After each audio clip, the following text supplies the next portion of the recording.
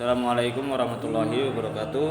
Kenalkan, nama saya Lukman Hakim, NPM 21010220002, Prodi Pendidikan Bahasa Arab, MK Studi Islam dan Moderasi Beragama. Nah, kali ini saya akan menjelaskan Ahlussunnah wal Jamaah.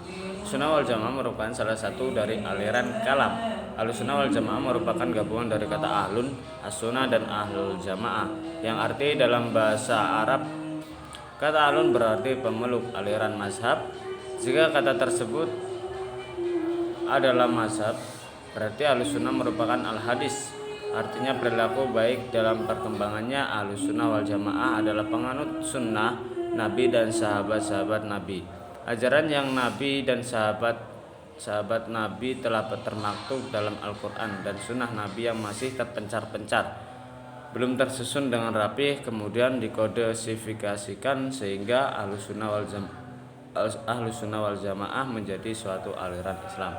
Dari sumber lain, jika dijelaskan bahwa Ahlussunnah telah populer, bahkan pada waktu itu masih adanya aliran Mu'tazilah yang menggagas tentang rasionalisme dan didukung oleh penguasa Bani Abbasiyah. Sebagai mazhab pemerintah, Mu'tazilah menggunakan cara-cara kekerasan untuk menghadapi lawan-lawannya. Aliran ini memaksa pejabat dan ulama, tokoh agama untuk berpendapat tentang kemakhlukan Al-Quran. Akibatnya aliran ini melakukan mitnah, yaitu ujian akibat untuk para pejabat dan ulama.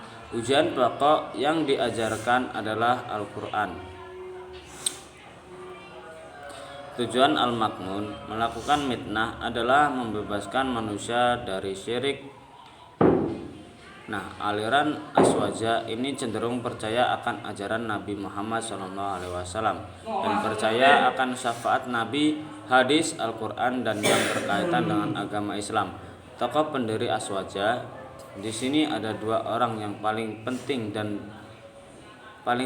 kedudukannya serta doktrin yang mereka miliki. Mereka juga mempunyai peran penting dalam aliran Ahlussunnah wal Jamaah, juga pendiri yang sering disebut Sunni. Adapun ini tokoh pendiri Aswaja yaitu Abu Hasan al-Asy'ari dan Abu Mansur al-Maturidi.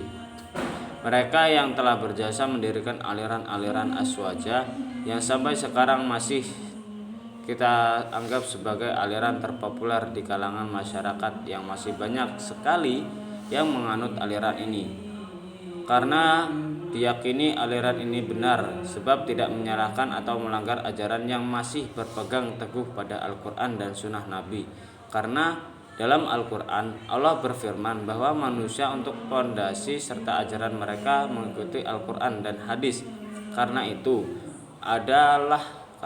adalah pondasi pertama kalau bangsa Indonesia. Sistem kewarganegaraan itu adalah Pancasila.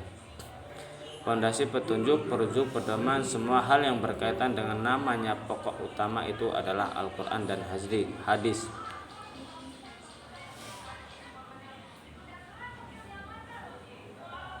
Kemudian ada pula ajaran yang menirukan dari yang Sallallahu Alaihi Wasallam kerjakan, yakni Ahlussunnah wal Jamaah selalu memelihara jamaah. Dikatakan memelihara jamaah di sini karena konteks yang paling dekat adalah ibadah kepada Rabb-nya. Dengan kita memelihara jamaah, itu menunjukkan bahwasannya Ahlussunnah wal Jamaah harus terus meningkatkan agama yang berkaitan dengan haknya, bersikap tasamuf. Hal ini sampai dengan apa yang sudah dijelaskan, tetapi bedanya ini langsung dari Nabi.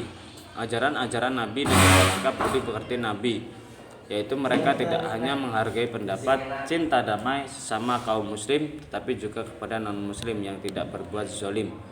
Ahlussunnah selalu menghargai pendapat antara mazhab fikih dan mazhab akidah. Yang ketiga, bersikap tawasud. Tawasud merupakan di tengah-tengah, tidak ekstrem kiri dan ekstrem kanan, sebagaimana firman Allah dalam surah Al-Baqarah ayat 143 yang artinya dan demikian pula kami telah menjadikanmu umat Islam, umat pertengahan, agar kamu menjadi saksi atas perbuatan manusia dan agar Rasul Muhammad menjadi saksi atas perbuatan kamu.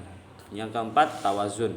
atau seimbang. Tawazun merupakan Ahlussunnah wal Jamaah seimbang dalam segala hal, yakni yang terkait dengan dalil akli dan dalil nakli, yang nalar dalam pemikiran dan yang bukan dalam pemikiran manusia. Hal ini